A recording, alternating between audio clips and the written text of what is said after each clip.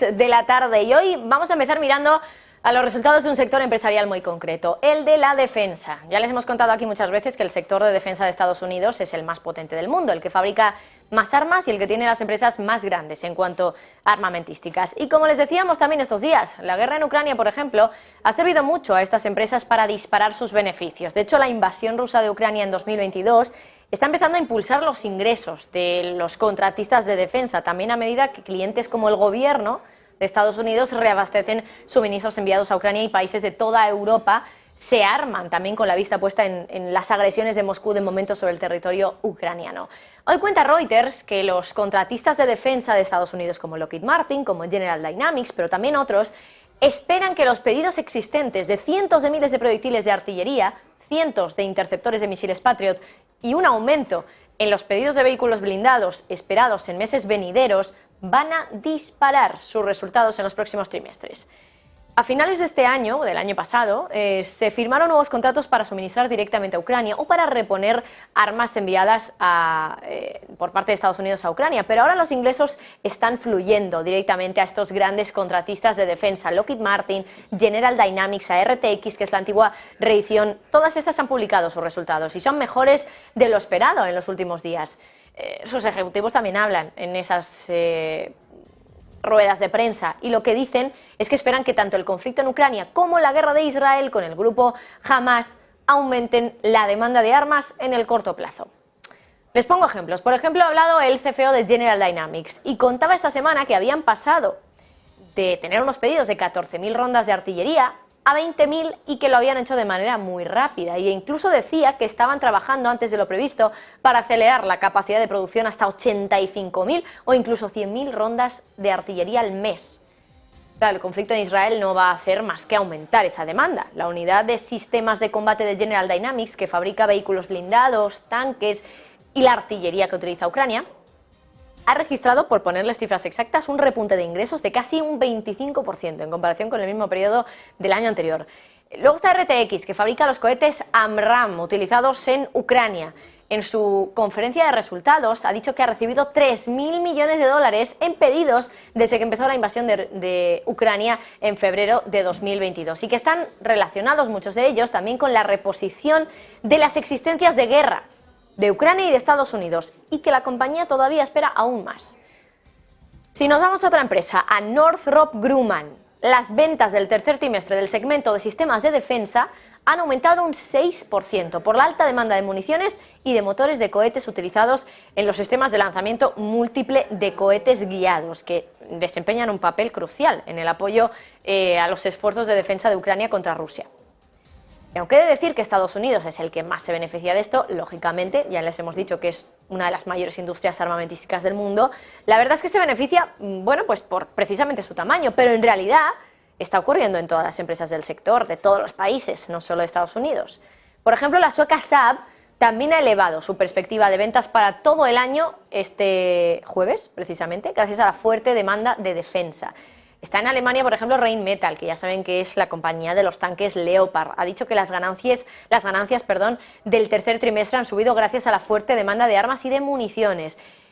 Y Estados Unidos, el gobierno, me refiero, quiere producir más armas todavía para dárselas a Ucrania y también para dárselas a Israel. Es decir, que quiere todavía más dinero para su industria armamentística.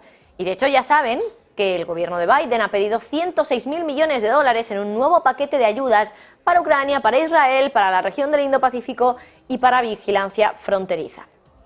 Cuando Biden lo anunció hace unos días, mencionó misiles Patriots fabricados en Arizona, proyectiles de artillería fabricados en 12 estados de todo el país, nombrando Pensilvania, Ohio, Texas. Sin embargo, ejecutivos de varias empresas de defensa hace poco, lo que han dicho en una feria comercial, es que no es solo todo lo que reluce, que falta mano de obra cualificada y que hay problemas en la cadena de suministro y que por eso todos estos problemas iban a continuar obstaculizando la capacidad de estas empresas para poder cumplir con los pedidos. De hecho, por ejemplo, Lockheed Martin decía el 17 de octubre que las interrupciones en el suministro y la mano de obra estaban afectando a divisiones como la de aeronáutica, que fabrica el F-35, ya saben, ese avión de combate, y que el motivo era un poco la necesidad de conjuntos de procesadores, motores de cohetes sólidos, piezas fundidas y forjadas, y que no lo tenían. Así que, aún así, Los números son los números, ahí están. Las compañías armamentísticas de Estados Unidos están ganando muchísimo dinero, mucho más de lo esperado, y lo están haciendo básicamente por la guerra. Lo decía también Stoltenberg estos días, esta semana, en su visita a Suecia. Decía en un encuentro con la industria armamentística precisamente, muchos creen que no es ético, pero es una manera de defendernos. Y efectivamente, pero está enriqueciendo a compañías armamentísticas que sobre todo son fuertes en Estados Unidos. Pasamos a hablar ahora también del dato de PIB de ayer, que sorprendió a muchos. Ya saben que la economía de Estados Unidos lleva meses sufriendo una subida de tipos de un ritmo sin precedentes, y ayer conseguía crecer casi un 5% interanual en el tercer trimestre, al menos conocíamos ese dato ayer. Claro, eso hacía que los que habían pronosticado tanto una recesión desde hace ya más de un año, pues hayan quedado un poquito ridiculizados. Así que vamos a intentar averiguar de dónde vienen esos datos tan buenos, aunque, en primer lugar, recordarles, eso sí, que el dato de PIB de Estados Unidos es un dato anualizado, es decir, que nos dice cuánto ha crecido la economía en el tercer trimestre en comparación con cómo estaba en el tercer trimestre del año anterior, con lo cual no es un dato que se puede comparar con el PIB europeo, que es un dato intertrimestral y que por eso siempre va a ser más pequeño, generalmente va a ser más pequeño que el dato de Estados Unidos, que no compara un crecimiento de 3 meses, sino un crecimiento de un año. Pero aún así, es un dato sorprendente que Estados Unidos crezca un 4,9, aunque no sea interanual, desde luego, pero aunque sea interanual, perdón, pero es algo que no se ve ni todos los días, ni todos los meses, ni todos los trimestres. Así que vamos a indagar en ese crecimiento. Ya saben que 2/3 del PIB de Estados Unidos vienen del consumo de los hogares. Y en gran medida, ese dato llega del aumento del 4% en el gasto de los consumidores. Es el mayor dato desde los últimos 3 meses de 2021, desde el último trimestre. Eso se explica en parte porque el mercado laboral, ya saben que está favoreciendo a los trabajadores. Los salarios han aumentado y todavía hay dinero que la gente ahorró durante la pandemia y que se estaría gastando ahora mismo. Pero, lógicamente, no han sido solo los consumidores los que han gastado libremente. El gasto del gobierno federal también ha subido mucho, rápidamente, impulsado sobre todo por el aumento en el gasto en defensa cuando el ejército estadounidense ha estado ayudando a Ucrania. Luego también está la parte de la inversión empresarial, que ha aumentado también, inversión en vivienda, que ha aumentado por primera vez en más de 2 años. Y si nos fijamos en el gasto en defensa, que justo lo comentábamos antes, lo comentábamos desde el lado de las armamentísticas, pero ahora desde el lado del gobierno, ese gasto en defensa del gobierno ha aumentado en un 8%. El gasto en todas las cuestiones fuera de lo que es la defensa también ha subido, no tanto, pero también ha subido. Y como les hemos contado antes, si Estados Unidos gasta más en defensa, es más dinero que va a sus propias empresas, que son las más grandes del mundo en el sector. Así que es una de las explicaciones de por qué el dato de ayer de PIB fue tan bueno, porque el gobierno no para de gastar. No para de gastar, eso hace que la economía vaya bien, que más dinero llegue a la economía, que más dinero llegue a las empresas armamentísticas y que ese dinero acabe llegando también a los empleados a través de mejores salarios.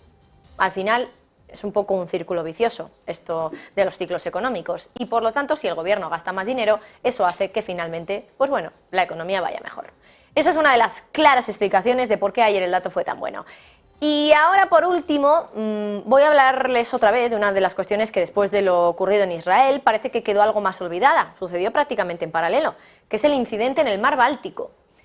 Me refiero a esos daños en un gasoducto y en un cable de telecomunicaciones en el mar Báltico, entre Finlandia y Estonia. Fueron 3 incidentes, provocaron daños en un gasoducto y en 2 cables de telecomunicaciones entre Estonia, Finlandia y Suecia. Bueno, pues ahora Estonia cree que están relacionados los 2 incidentes. Por un lado, bueno, los 3, mejor dicho, porque es un gasoducto y 2 cables. Pues dice que todos están relacionados, lo ha dicho la primera ministra de Estonia.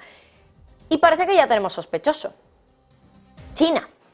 La policía finlandesa, ha señalado al portacontenedores New Polar Bear, de propiedad china y bandera de Hong Kong, como principal sospechoso de dañar el gasoducto Balticconnector entre Finlandia y Estonia la madrugada del 8 de octubre. Y es que se ha encontrado un gran ancla cerca del gasoducto y los investigadores creen que la tubería se rompió al arrastrarla al barco por el fondo del mar. Esta noche también resultaron dañados 2 cables de telecomunicaciones que conectan Estonia con Finlandia y con Suecia. Helsinki, ya saben que mientras tanto está investigando también el incidente de ese gasoducto y Tallinn está estudiando también los incidentes de los cables. La investigación de Estonia sobre los daños en el cable entre ambos países se ha centrado también en ese buque chino y, como les decía, la primera ministra ha dicho que los 3 incidentes podrían estar relacionados. Ha dicho que tienen razones para creer que los casos del Balticconnector y los cables de telecomunicación tienen una relación. Dice, seguimos averiguando las circunstancias en estrecha cooperación con Finlandia y con Suecia y con otros aliados, y que ahora todavía no se puede confirmar ni desmentir ninguna versión sobre los cables de comunicación estonios. Reuters, por su parte, ha avisado de que dos buques, el New Polar Bear y el Sevmor-Put, que por cierto este último tiene bandera rusa, estaban presentes en los 3 lugares en el momento de los daños, según datos de Marine Traffic, que es un proveedor de seguimiento de buques y de análisis marítimo. Lo que se sabe es que el New Polar Bear, el chino, navegó 133 kilómetros sobre el cable de Estonia a Suecia antes de llegar al momento de la avería, al lugar concreto. Y a continuación cruzó el cable de Estonia a Finlandia 32 kilómetros después del gasoducto, según esos datos de Marine Traffic. Ya saben que desde entonces la OTAN ha intensificado las patrullas que tiene en el mar Báltico tras los incidentes y que la Marina noruega ha seguido también muy de cerca al New Polar Bear mientras navega sobre los principales gasoductos del país. China ya ha dicho que está dispuesta a proporcionar información necesaria de acuerdo con el derecho internacional en relación a esa investigación sobre los daños a un gasoducto del mar Báltico. Lo ha dicho el Ministerio de Asuntos Exteriores, lo dijo el miércoles en una rueda de prensa. Ahora, la novedad es que Estonia incluso también pone su mirada también en China y en la posibilidad de que esos hechos, esos incidentes, los 3 estén relacionados. Con esto terminamos muy brevemente el análisis de la tarde. Hacemos una pausa muy rápida y enseguida estamos de vuelta para contarles el cierre de los mercados europeos.